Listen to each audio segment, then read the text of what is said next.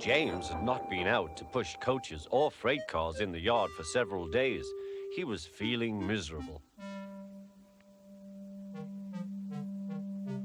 Oh dear, he thought, I wonder how long I shall have to stay in the shed. Will anyone see my red coat again?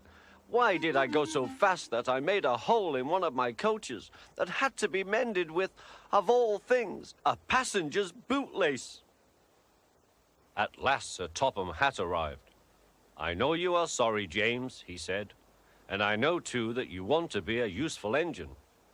People are laughing at my railway, and I do not like that at all. I will try hard to do my best, said James. That's a good engine. There's nothing like determination. I want you to pull some freight cars for me.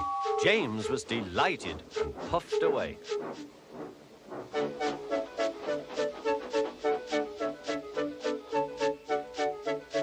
Here is your freight train, James, said Thomas. Have you got some bootlaces ready? And he ran off laughing. Oh, said the freight cars. We want a proper engine, not a red monster. James took no notice and started as soon as the conductor was ready. Come along, he puffed. We won't, screamed the freight cars.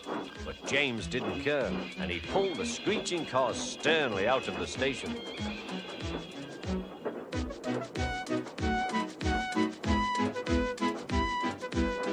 The cars tried hard to make him give up, but he still kept on.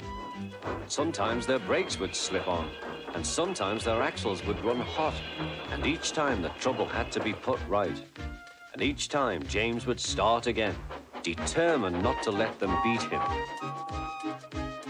Give up, you can't pull us, you can't, called the cars. I can and I will, puffed James. But slowly but surely, he pulled them along the line. At last they saw Gordon's Hill. Look out for trouble, James, warned his driver. We'll go fast and get them up before they know it. Don't let them stop you. So James went faster, and soon they were halfway up.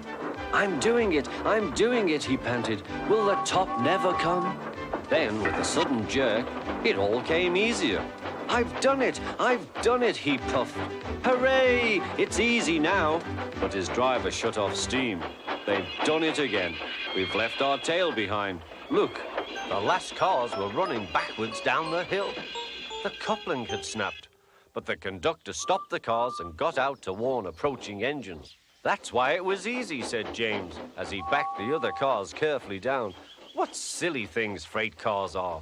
There might have been an accident. Shall I help you, James? Called Edward. No, thank you, answered James. I'll pull them myself. Good. Don't let them beat you. You're doing well, whistled Edward, as James slowly struggled up the hill. I can do it, he puffed. He pulled and puffed as hard as he could. I've done it, he panted.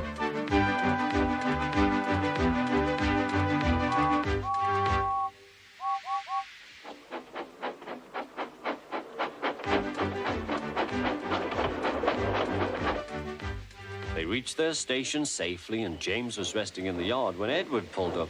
Peep, peep, he whistled. Then James saw Sir Topham Hatt. Oh dear, what will he say, he asked himself. But Sir Topham Hatt was smiling. I was in Edward's train and I saw everything, he said. You've made the most troublesome train on the line behave.